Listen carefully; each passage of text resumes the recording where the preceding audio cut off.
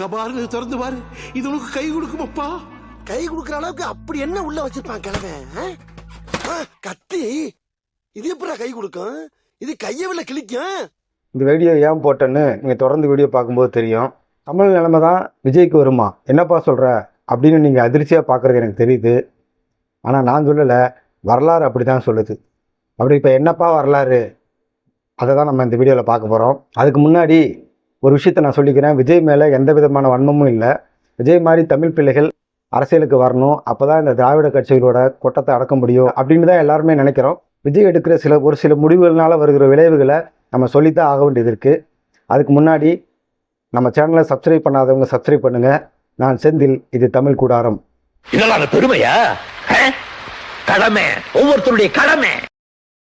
முதல்ல கமலோட வரலாறை நம்ம பார்க்க வேண்டியது இருக்குது. கமல் முதல்ல அரசியலுக்கு வரும்போது எல்லாரும் ஆகா ஓஹோ கமல் அரசியலுக்கு வர்றாரு, எவ்வளோ ரசிகர்கள் இருக்காங்க, என்னென்னா அப்படி இப்படி முதலமைச்சர் ஆடுவார் அப்படின்லாம் பெருசாக ஆசை பேசினாங்க. ஆனால் கடைசியில் அவர் தனித்து போட்டிட்டார். முதலமைச்சர் பதவிக்கே வந்து போட்டி போட்டார். ஓட்டு சதவீதம் குறைவாக தான் வாங்கினார். அப்புறம் என்ன ஆச்சுன்னு தெரியல, திமுகவில் போய் ஐக்கியமாயிட்டார். அவர் கட்சி ஆரம்பிக்கும் போதே அவருக்கு ஒரு விஷயம் நல்லா தெரிஞ்சிச்சு. என்னன்னா, கட்சி பேரில் திராவிடங்கிற பேர் இருக்கக்கூடாது அப்படின்னு நிச்சயமாக அவர் இருந்தார். சுற்றியில் இருக்கிறவங்க அவரோட கலை யதார்த்தத்தை சொல்லியிருக்காங்க. அதே மாதிரி மக்கள் நீதி மையம் தான் வச்சார். இதுக்கு முன்னாடி கடைசியாக ஆரம்பித்த திராவிடம்னு ஆரம்பித்த ஒரே கட்சி கடைசியாக தேமுதிக தான், விஜயகாந்த் அவர்கள் கட்சி தான். அதுக்கப்புறமேலு தமிழ்நாட்டில் ஆரம்பித்த எந்த கட்சியிலுமேங்கிற திராவிடங்கிற பேரே கிடையாது. நம்மளும் அதை ஃபாலோ பண்ணி திராவிடனும் பேர் இல்லாமல் மக்கள் நீதி மையம் அப்படின்னு வச்சார். அது கலை யதார்த்தத்துக்கு சரிதான். ஆனால் அவர் ஒரு விஷயம், பெரியாரை மட்டும் விடவே இல்லை. எப்போ எங்கே பேசினாலும் எப்போ பேசினாலும் பெரியாரை வந்து மேற்கோள் கட்டி தான் பேச ஆரம்பிச்சுட்டே இருந்தார். என்னப்பா பெரியாரை பேசுனா அவ்வளோ பெரிய தப்பா, பெரியார் என்ன அவ்வளோ மோசமானவரா ஆகியது எனக்கு தெரியுது. அப்படி இல்லை, பெரியார் நல்ல மனுஷன்தான். பெரியார் தான் வாழ்ந்த காலத்தில் அவருக்கு தான் தோன்றியதை வந்து அவர் செஞ்சார். இந்தியாவினோட கண்ணிலே வரல விட்டு ஆட்டினார். இந்தியாவில் இருக்கிற வடக்கில் இருக்கிற மிகப்பெரிய தலைவர்கள் கூட அவரை பார்த்தா பயந்தாங்க. யோ பாருங்கயா, ஏதாவது போராட்டம் இருந்தாலும் நடத்திட போகிறான், வம்பாயிர போகுது அப்படின்னு வந்து சொல்லிட்டு சொன்னாங்க வடக்கில் இருக்கிறவங்களாம். அந்தளவுக்கு ஒரு போராட்டம்னு ஒரு அறிவிச்சார்னா இந்தியாவே வந்து மிரண்டு போகும். அது இந்திய வரைபடத்தை எரிக்கிறதா இருக்கட்டும், அரசியல் சார்ந்த சட்டம் எதிர்க்கிறதா இருக்கட்டும், அவர் போராட்டம் வேறு மாதிரி இருக்கும். இப்போ நம்ம திமுக தலைவர் ஐயா கலைஞர் அவர்கள் உண்ணாவிரதம் அறிவிச்சார்னா எப்படி இருக்குன்னு உங்களுக்கு நல்லாவே தெரியும். ஐயா வீரமணி அவர்கள் உண்ணாவிரதம் சொன்னார்னா அது எந்த லெவலில் இருக்குன்னு உங்களுக்கு நல்லாவே தெரியும். நான் சொல்ல வேண்டிய அவசியமே இல்லை. எனக்கும் வந்து ஐயா வீரமணி அவர்கள் வந்து பெரியார் மாதிரி ஒரு போராட்டத்தை நடத்த மாட்டாரா, பிஜேபியை ஓட வரட்ட மாட்டாரா அப்படின்னு எனக்கு ஒரு ஆசை. அப்படி நடக்கவே இல்லை. இதில் சமூக நீதி காத்த வீராங்கனை அப்படின்னு அம்மையார் ஜெயலலிதாவுக்கு பட்டம் வேற கொடுத்தாரு. இது பெரியார் உயிரோடு இருந்தாருன்னா என்ன நினச்சிருப்பாரு எனக்கு தெரியல. ஏன்னா பெரியாருடைய வழி வந்தவர் அல்லவா அவர். அப்படி எதுவுமே நடக்கலை. ஐயா வீரமணி அவர்களுக்கு வாழ்க்கை ஃபுல்லாக திமுகவுக்கு அதுக்கே நேரம் சரியாக இருக்குது. அதுக்கு மேலே ஒன்றும் சொல்கிறதில்ல. பெரியாரோட பேரை ஏன் பயன்படுத்தக்கூடாது, பெரியார் வழியில் ஏன் போகிறேன்னு சொல்லக்கூடாது, பெரியார் பேரை பயன்படுத்தினா கட்சிக்கு என்ன பிரச்சனை அப்படின்னு நமக்கு யோசிக்கணும்னா பெரியார் என்னென்ன சொன்னாருன்னு யோசிக்கணும். பெரியார் நிறைய சொல்லியிருக்காரு. அதை எல்லாத்தையும் இப்போ நான் சொல்ல போகிறதில்ல உங்ககிட்ட, ரொம்ப டைம் ஆகும். அதுக்கு ரொம்ப சுருக்கமாக 3 விஷயம் பெரியார் சொன்ன விஷயத்தை மட்டும் நான் சொல்லி முடிக்க விரும்புகிறேன். பெரியார் 3 விஷயம் சொன்னாருங்க, முக்கியமான விஷயங்க. 1 சமூக நீதி, 2வது சாதி ஒழிப்பு, 3வது மூட நம்பிக்கை ஒழிப்பு. இதுதான் ஒரு முக்கியமாக சொன்னாருங்க. நீங்கள் நல்லா யோசிங்க, இந்த 3 திமுக எப்படி செயல்படுத்துது, திமுகவுக்கு இந்த 3க்கு என்ன சம்மந்தம்? முதல்ல சமூக நீதி. எத்தனை எம்எல்ஏக்கள், எத்தனை எம்பிக்கள், எத்தனை மாவட்ட செயலாளர்கள் திமுகவில் தாழ்த்தப்பட்ட சமுதாயத்தை சேர்ந்தவங்க இருக்காங்க? இப்போ வேங்க வெயிலில் பிரச்சனையில் என்ன பெருசாக நடவடிக்கை எடுத்தாங்க? இப்படி நிறையா வரிசையாக சொல்லிகிட்டே போகலாம். எத்தனை இஸ்லாமியர்கள் வந்து எம்எல்ஏக்கள் எம்பிக்களாக இருக்காங்க, மந்திரிகளாக இருக்காங்க? சமூக நீதினு சொல்லுவாங்க, ஆனால் சமூக நீதிக்கு எதுக்கும் சம்மந்தம் இல்லை. அடுத்தது சாதி ஒழிப்பு. சாதி ஒழிப்பு எடுத்துக்கங்க. ஐயா நேரு, கேகேஎஸ்ஆர் ராமச்சந்திரன் போனீங்கன்னா பார்த்தீங்கன்னா சர்வசாதாரணமாக ஜாதி கூட்டங்களில் பங்கு பெறுறாங்க. சாதி பார்க்காம எம்எல்ஏ சீட்டு முதல்ல கொடுக்குறாங்களா திமுகவில்? தாழ்த்தப்பட்ட சமுதாயத்துக்கு திமுக போட்ட பிச்சை இது அப்படின்னு தயாநிதி மாறன் ஏன் பேசுகிறாரு? இந்த வார்த்தை எங்கேருந்து வருது? அப்போ ஜாதிய வன்மை இருக்குன்னு தானே அர்த்தம். மேடையில் ஒரு பொண்ணை வச்சுக்கிட்டு ஐயா பொன்முடி அவர்கள் வந்து சாதி பேரை சொல்லி இவங்களுக்கு இந்த ஜாதிக்கே நாங்கள் சீட்டு கொடுத்துருக்குறோம் அப்படின்னு சொல்கிறாரு. அப்போ எந்த அளவுக்கு பெரிய ஒரு வன்மை இருக்குது? இவங்க எல்லாருக்கும் எப்படின்னா, பெரியார் வந்து பெரிய மகாராஜா மாதிரியும், அவர் வந்து தன்னுடைய அரியணையை வந்து இவங்ககிட்ட கொடுத்துட்டு இவங்களெல்லாம் பார்த்துக்கோன்னு சொன்ன மாதிரியும், அவங்க என்ன செஞ்சாலும் அது மக்களுக்கு பிச்சை போட்ட மாதிரியே தான் இருக்கும். இதுதான் சமூக நீதியா? திமுக தலைமைக்கு தாழ்த்தப்பட்ட சமுதாயத்தின் வர முடியுமா? துணை முதலமைச்சர் தாழ்த்தப்பட்ட சமுதாயத்தை சேர்ந்த ஒருத்தர் வர முடியுமா? அப்போ என்ன ஜாதி ஒழிப்பு, என்ன சமூக நீதி? சரி, கடைசியாக மூட நம்பிக்கை ஒழிப்பு. அறிவாலயத்தில் வேட்புமனு விருப்ப மனு வாங்குறாங்க. நல்ல நேரம் பார்த்து அறிவாலயத்தில் வேட்புமனுக்கு விருப்ப மனு கொடுக்குறாங்க. இதை நான் சொல்லலை, அவங்க கட்சியை சேர்ந்த ஐயா அமைச்சரே சொல்கிறாரு. இதுதான் வந்து மூட நம்பிக்கை ஒழிப்பா? நல்ல நேரம் பார்த்து தான் வேட்புமனு தாக்கல் செய்கிறாங்க, எல்லாம் பூஜை பண்ணி தான் பண்ணுறாங்க. பெரியார் எப்பப்போ தேவையோ அப்போ பேசுவாங்க, பெரியார் எப்பப்போ தேவையில்லையோ அப்போ வந்து தவிர்த்துருவாங்க.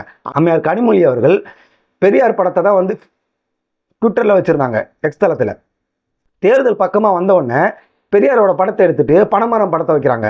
ஏன்னா தூத்துக்குடியில் ஜெயிக்கிறதுக்கு பனைமரம் தான் வேணும். ஏன்னு உங்களுக்கு புரியும். அப்போ பெரியார் தேவையில்லை. நீங்கள் நல்லா யோசிச்சிங்களேன். ஒரு திமுகவும் சரி, அதிமுகவும் சரி, அம்மையார் ஜெயலலிதாவும் சரி, கருணாநிதியும் சரி, எப்பெல்லாம் அவங்களால சமாளிக்க முடியாத பிரச்சனை வருதோ அப்போ ரெண்டு விஷயத்தை கையில் எடுப்பாங்க. ஒன்று பெரியார், இன்னொன்று ஆரியம் திராவிடம். இந்த பிரச்சனையை எடுப்பாங்க. அப்போ மட்டும்தான் அவங்களுக்கு அது வேணும். மற்ற நேரத்தில் அது அவங்களுக்கு தேவையில்லை. அப்போது எதுக்கு இதெல்லாம் நான் சொல்ல வரேன்னா, பெரியார் நல்லவர் தான். பெரியார் போராட்டங்கள் பெரிய பெரிய ஒரு தாக்கத்தை ஏற்படுத்தியது. பெரியாரை வைத்து தான் திமுகவே ஆட்சிக்கு வந்தது. பெரியார் வந்து இந்த தமிழ்நாட்டில் மிகப்பெரிய மாற்றங்களை மனதளவில் ஏராளமான செய்திருக்கிறார். ஆனால் பெரியாரோட பேரை பயன்படுத்தி இவர்கள் செய்த அயோக்கியத்தனங்கள், பெரியாரை பயன்படுத்தி இவர்கள் செய்த அநியாயங்கள், இவர்கள் செய்வதாக சொல்லி காட்டிய விஷயங்கள் எல்லாமே என்ன ஆயிடுச்சுன்னா, பெரியாரோட பேரை பயன்படுத்தினாலே அவன் தப்பானவங்கிற ஒரு இமேஜ் இப்போ மக்களுக்கு வந்திருக்கு. நான் முன்ன சொல்லலை, நான் சொல்கிறது வந்து 60, 70, 80களில் சொல்லலை, இப்போ சொல்கிறேன். இந்த கலை யதார்த்தத்தை இப்போ இருக்கிற நடுநிலையான ஊடகவாதிகளும் நடுநிலையாக வந்து களத்தை கணிக்கிறவர்களும் வரலாறு முழுக்கும் அரசியலை உத்து பார்க்கிறவர்களும் இதை வந்து கரெக்டாக கணிக்கிறாங்க. அதனால தான் பெரியாரோட பேரை நீங்கள் பயன்படுத்துனீங்கன்னா மக்கள் வந்து உங்களை ஒரு சந்தேகமான கண்ணோட்டத்தில் தான் பார்ப்பாங்க. எதுக்கு இதை சொல்ல வரேன்னு கேட்டிங்கன்னா, இப்போ விஜய் அவர்கள் வந்து வந்ததுலேருந்தே பெரியார் வழி நடப்போம்னு சொல்கிறாரு. ஜாதியை ஒழிக்கிறதுக்கு, சமூக நீதியை நிலைநாட்டுவதற்கு, மூடநம்பிக்கை ஒழிப்பதற்கு எதுக்காக அவர் சொல்கிறாருன்னு தெரியல. இதெல்லாம் பண்ணுறதுக்கு நீங்கள் பெரியார் மட்டுமே வைக்கணும்னு அவசியம் இல்லை. இந்த களத்துக்கு பெரியார் பேரை கொண்டு வந்தீங்கன்னா டேமேஜ் ஆயிடுவீங்க. இதுதான் எல்லாரும் சொல்கிறாங்க. இதுக்கு நீங்கள் அம்பேத்கரை கொண்டு வந்தாலே போதும். அம்பேத்கரும் வள்ளலாரும் எவ்வளோ பேர் இருக்காங்க, அவங்களை கொண்டு வந்தாலே போதும். அதுக்காக நான் வந்து நீங்கள் பார்க்குறவங்க எல்லாரும் வந்து பெரியாரை நான் குற்றம் சொல்கிறேன், பெரியார் ஒன்றுமே செய்யலை அப்படின்னு நான் சொல்ல வரல. பெரியார் நல்லது செய்தாருங்கிற விமர்சனம் இருக்குது. அவர் தமிழை பற்றியும் ஒரு சில விஷயங்களை பற்றி சொல்லுங்கள், அவர் மேலே விமர்சனங்கள் இருக்குது. நான் அதுக்குள்ளே போக விரும்பலை. பெரியார் சரியாக அவர் மேலே வந்து இப்போ நான் எந்த தப்புமே சொல்லலை. அவர்கள் பேரில் இவரை பயன்படுத்தி டேமேஜ் பண்ணி வச்சுருக்கிறதுனால விஜய் அந்த பேரை பயன்படுத்தி அதையே முன்னோக்கி கொண்டு போனால் விஜய்க்கு இதே நிலைமை தான் வரும், கமலுக்கு அதே நிலைமை தான் வந்துச்சு. கமல் வந்து அந்த பெரியார்னு தூக்கிட்டு வந்ததுனால மக்கள் வந்து அவரை வந்து ஒரு வித்தியாசமான சக்தியாக, ஒரு வித்தியாசமான ஆட்சி கொடுப்பாரு, ஒரு மாற்று சக்தியாக மக்கள் அவரை நினைக்கல. அவரையும் ஒரு திமுக காரங்க அதிமுக காரங்க மாதிரி தான் நினைச்சாங்க. அதனால தான் அவரால் முன்னேறி செல்ல முடியல. அவர் திமுக கிட்ட கூட்டணிக்கு போய் அங்கே ஐக்கியமாயிட்டார். அதே போற நிலைமை தான் பெரியார் என்று வந்தால் விஜய்க்கு ஏற்படும் என்று இப்போ இருக்கிற அரசியலை உற்று நோக்கிறவர்கள் சொல்றாங்க. இப்போ நீங்கள் தமிழ் தேசியவாதிகள்லாம் கவனிச்சிங்கன்னா விஜய் பெருசாக விமர்சிக்கிறதுக்கு வந்து அவங்க யோசிக்கிறாங்க. ஏன்னா விஜய் வந்து விமர்சிக்க வேண்டாம், அவர் தமிழ் பிள்ளையாக இருக்காரு அப்படின்ட்டு. ஆனால் இப்போ இது போல் ஒரு பெரியார்னு சொன்னால் வேறு வழியே இல்லாமல் விஜய் விமர்சிக்க வேண்டிய கட்டாயத்துக்கு தமிழ் தேசியவாதிகள் வந்து தள்ளப்படுவாங்க. நான் தமிழ் தேசியவாதிகள் என்று சொல்வது பொதுவாக தான் எல்லாரையும் சொல்கிறேன். பாரிசாலன்லேருந்து, மணியரசன்லேருந்து, இன்னும் செந்தில் மல்லர்லேருந்து, இன்னும் நிறைய பேர் அவங்கள தான் சொல்கிறேன்.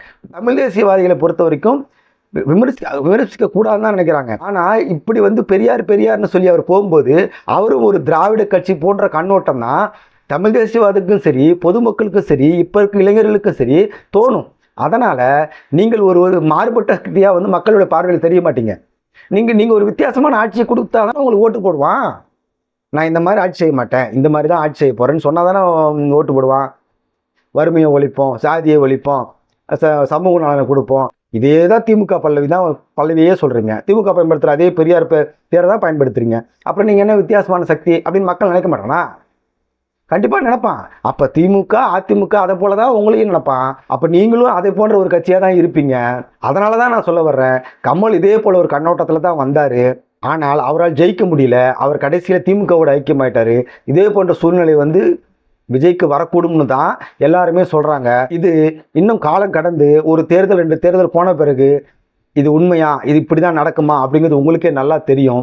மீண்டும் ஒரு நல்ல வீடியோவில் உங்களை வந்து சந்திக்கிறேன். நம்ம சேனலை சப்ஸ்கிரைப் பண்ணாதவங்க சப்ஸ்கிரைப் பண்ணுங்கள். நான் செந்தில், இது தமிழ் கூடாரம்.